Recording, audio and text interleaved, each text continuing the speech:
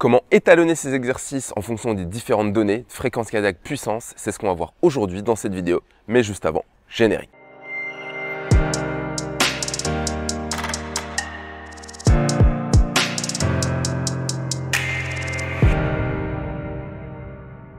Bon Max, je m'avoue, je me sens un petit peu perdu au milieu de tous les tests qui existent entre l'AFTP, le CP20, l'EMA, la fréquence cardiaque, le test 6 minutes. Franchement, ça fait comme une flopée de données. Du coup, je me sens un peu paumé. Est-ce que tu pourrais nous expliquer quelles données on va pouvoir utiliser pour calibrer nos entraînements? Alors là, mon Julien, je t'avoue, c'est un petit peu la jungle.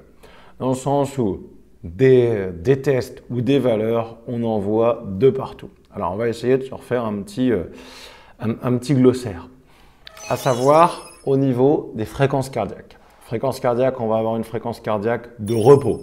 Ça, hyper simple, c'est la fréquence cardiaque, des petits tests qu'on peut retrouver sur la montre, à savoir au repos, sans bouger ou allongé, à quelle fréquence tu es. Fréquence cardiaque maximale. Techniquement, on va dire en théorie, c'est toujours 220 moins l'âge, mais tu vas voir que la fréquence cardiaque réelle, elle va dépendre en fonction du type de test ou simplement à combien tu es déjà monté sur ta montre. Ensuite, tu vas avoir des pourcentages de fréquence cardiaque qui peuvent être soit en course à pied, soit à vélo. Ce ne sont pas les mêmes. C'est pour ça qu'en fonction du type d'exercice, tu dois avoir des étalonnages qui seront différents sur NFC Max Running, NFC Max Cyclisme, qui sont cette fois-ci à considérer. Ensuite, tu auras des étalonnages cette fois-ci sur de la puissance, encore plus compliqué. Parce que du coup, tu vas avoir des étalonnages qui vont être avec une FTP. L'FTP, c'est, je te passe la traduction anglaise, qui sera la capacité en fait de quelle puissance tu vas pouvoir tenir au maximal pendant 1 heure. Un CP5, la capacité maximale que tu peux tenir 5 minutes, un CP20, la capacité que tu peux tenir sur 20 minutes, pardon. Ou après, cette fois-ci, différents acteurs qui peuvent être la VO2 max qu'on a évoqué dans les tests de début de saison.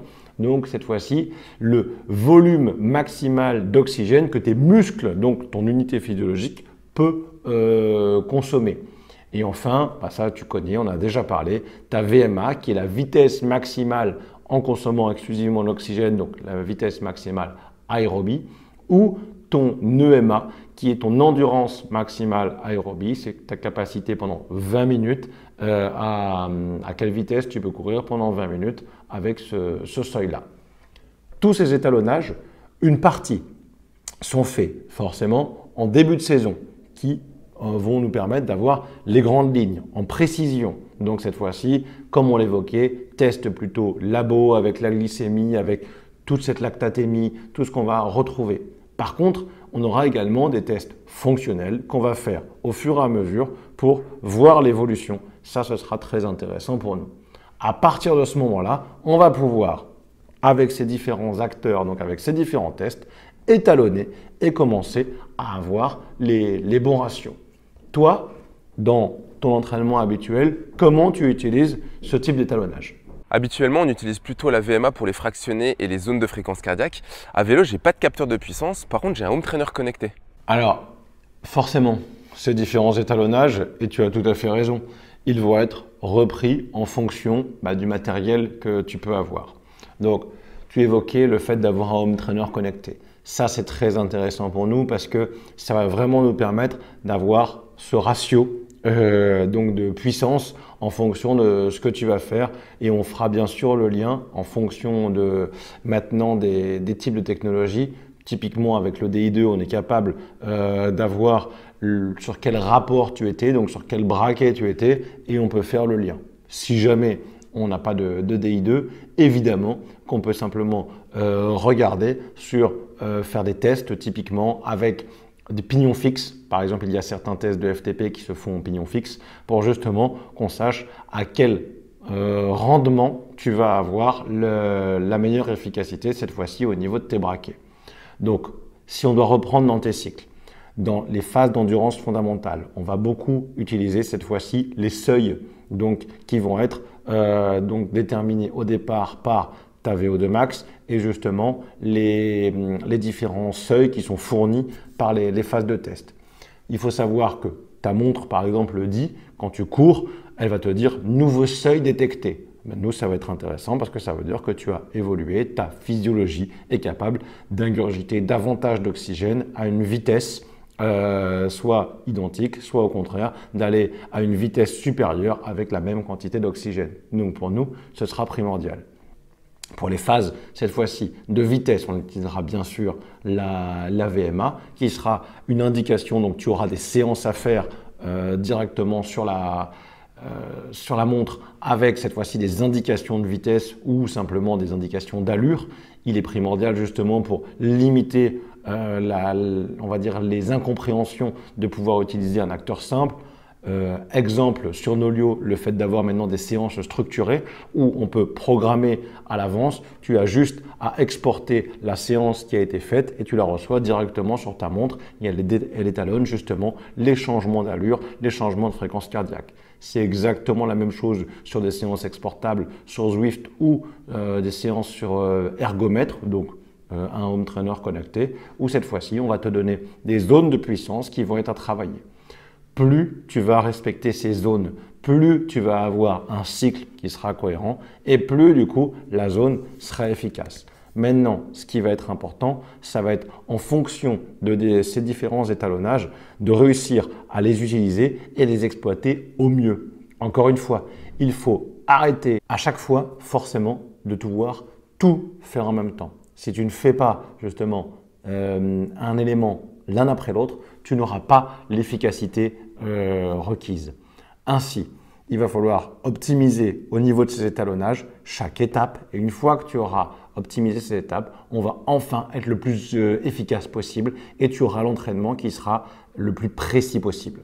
Ces étalonnages, ils sont là pour justement à chaque fois essayer d'être le plus proche possible de la réalité et avoir le maximum de sensations. Par contre, si on prend l'exemple d'un cycle de VMA, on va utiliser cette donnée, donc la VMA, mais par contre, pendant ce cycle, est-ce qu'on va toujours courir à 100% de VMA? Et si oui ou non, pendant combien de temps? Alors, c'est comme si tu me disais, moi, j'ai acheté une Ferrari et je me retrouve avec une Ferrari, elle a 6 vitesses et je veux vraiment me dire en seconde, VMA, pense VMA, vitesse maximale aérobie. Donc, c'est-à-dire que tu te retrouves à la vitesse maximale dans une seule filière. Tu as 2 autres filières encore au-dessus. Donc, dans ta question, c'est je suis en seconde avec ma Ferrari et est-ce que je m'entraîne toujours à fond, à fond de seconde? Non. Et ça, forcément, c'est une erreur surtout à ne pas faire. Il va falloir à chaque fois avoir de la variation. Donc, on va au contraire varier les intensités, pour donner le même exemple mécanique, dans la seconde. Donc, dans cette filière de VMA, on va travailler à différents pourcentages. On va accélérer, ralentir. Parfois même, tu peux avoir des petits moments qui vont être des 105, 110% de VMA, mais qui vont être très courts. On va t'obliger justement à repousser et passer en anaérobie pour que cette VMA, elle puisse augmenter. Augmenter une VMA, c'est une vitesse maximale aérobie. Ce qui va nous intéresser, c'est que tu sois capable, par exemple, si tu cours à 16,5 à cette fréquence cardiaque, moi je veux qu'au bout d'un certain temps d'entraînement, tu sois capable, par exemple, à cette même fréquence cardiaque, de courir à 16,8, 16,9. Donc, à chaque fois, on va repousser ce seuil et on va augmenter notre VMA. C'est ça qui va être intéressant, car cet étalonnage, c'est exactement la bonne question. Il va remonter à fur et à mesure. Et si, par exemple, quelques mois plus tard, je te redemande de courir à 100% de VMA, si jamais je n'avais pas réétalonné entre deux, eh bien du coup, pour moi, je pense que tu aurais été à 100% de VMA, alors qu'en réel, tu ne serais qu'à 90% de VMA. Donc, on n'aura pas optimisé notre exercice. C'est à ce moment-là que prenne tout son sens le moment des étalonnages et de pouvoir les faire régulièrement, certes avec des données physiologiques initiales, mais après des données de terrain qui sont des petits tests de 6 minutes ou d'autres tests, par exemple, transposables au niveau de la puissance. Ainsi, maintenant, tu as tous les éléments pour pouvoir justement faire tes séances, pouvoir t'évaluer, voire même te réévaluer sur la suite. Génial, je comprends mieux et surtout le fait qu'il faille étalonner régulièrement et de temps en temps forcément ces différentes données au cours de la saison. Si toi aussi ça t'intéresse, du coup je t'invite à t'abonner à cette chaîne et à liker cette vidéo. Tu vas pouvoir retrouver toutes les vidéos qu'on t'a préparées sur la planification d'entraînement pour pouvoir optimiser ta meilleure saison en triathlon possible. On a vu comment préparer sa course, on a vu comment étalonner ses séances et à présent on rentre dans le détail, on voit comment étalonner l'intérieur de ces exercices et de ces semaines de préparation. Je te dis à très bientôt dans une vidéo qui se retrouve quelque part autour de moi. Bye bye.